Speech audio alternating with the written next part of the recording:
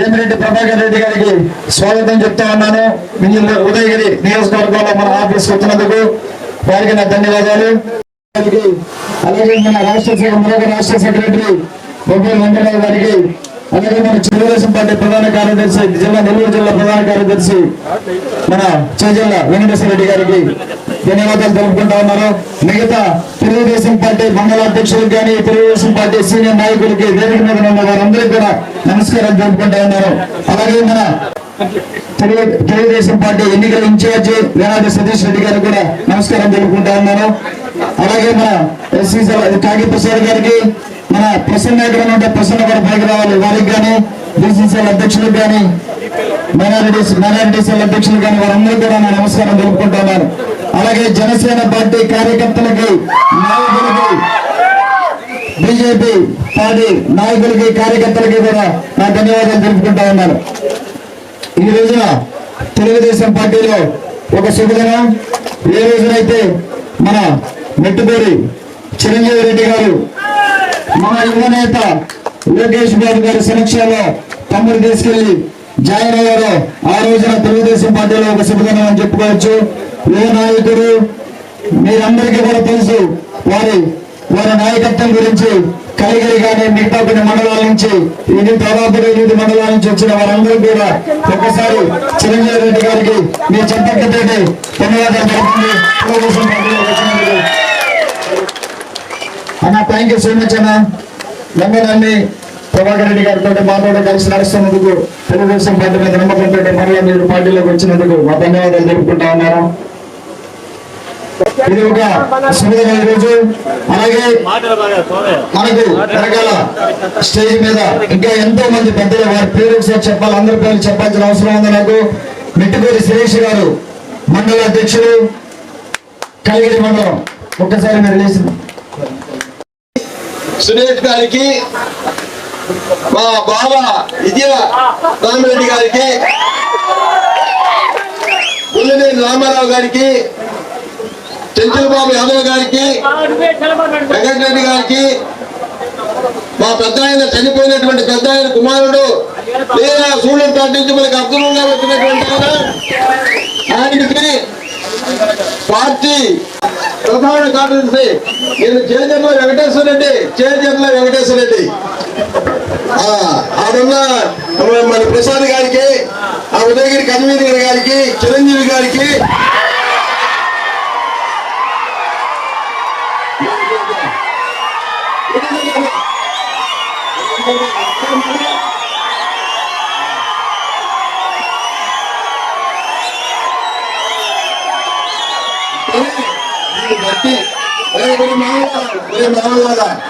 దీన్ని బట్టి నాకు అర్థమైంది ఏంటంటే మా అల్లుడు బాగా అరిసేవాళ్ళని 10 మంది తెచ్చినట్టుంది. ఎందుకు నాయనాలు మమ్మల్ని గొప్ప పెట్టుతారు. నాకు ఇంకా ఉదయగిరి సంగతి 4 తూర్లు నన్ను ఎమ్మెల్యే చెప్పి లేదు, ఏ కారణంగా ఎలాంటి మొగడు ఉన్నాడు, ఎలాంటి మనస్తత్వం కన్నాడు నాకు తెలీదా. ఎందుకు స్వామి అంటే రాజకీయం అంటే నాకు తెలియదుగా. ఎందుకు మా పనులు చేస్తారు అందరూ మర్యాదగా ఉంటుంది.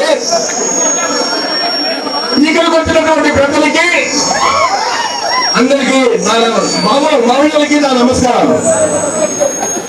సురేష్ రెడ్డి గారికి, సురేష్ బాబు గారి మిసెస్ కి, మరి సునీల్ గారి మిసెస్ కి, ఇక్కడ ఉన్నటువంటి పెద్దలు, ఇక్కడ ఉన్నటువంటి పెద్దలకి అందరికీ నా నమస్కారాలయ్యా. మీకేమి ఎక్కువ చెప్పబడ్డా అదేదో సామి చెప్తాను అయితే ఇటు వచ్చిందని చెప్పకూడదు. మీరు పాత కొత్త కలయిక కలిసిన తర్వాత పగడబందిగా బిగించుకోండి. అంటే కష్టపడి చేయండి. ఇరు వర్గాలు, పాతోళ్ళు కొత్తోళ్ళు, కొత్తోళ్ళు వచ్చి పాతోళ్ళు తలంపాకండి.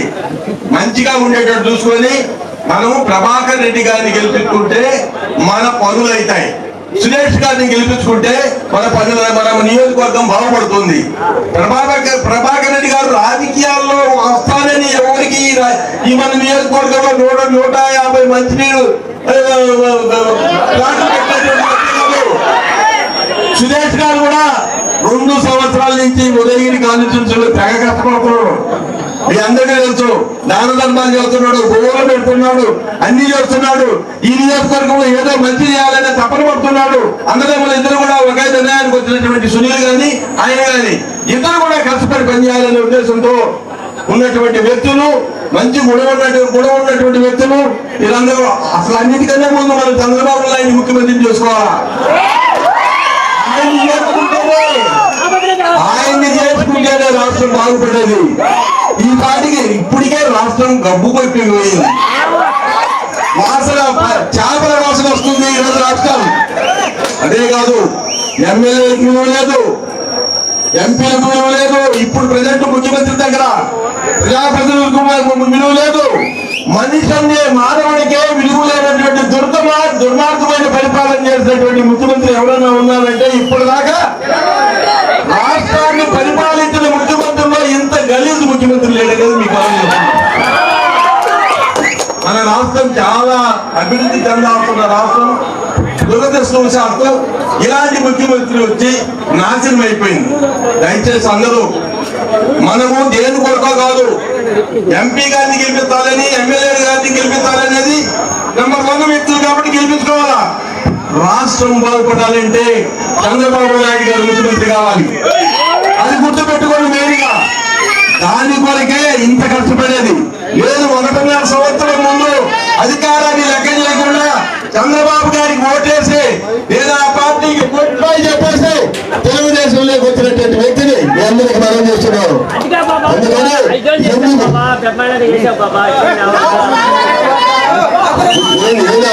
మొగడు చెప్పేది ఏం పర్వాలేదు, నాకు అన్ని తెలుసు, నువ్వు గమనాడు, నువ్వు మాట్లాడేటప్పుడు గమనాడు, మళ్ళా రహస్యంగా మాట్లాడుతున్నాను.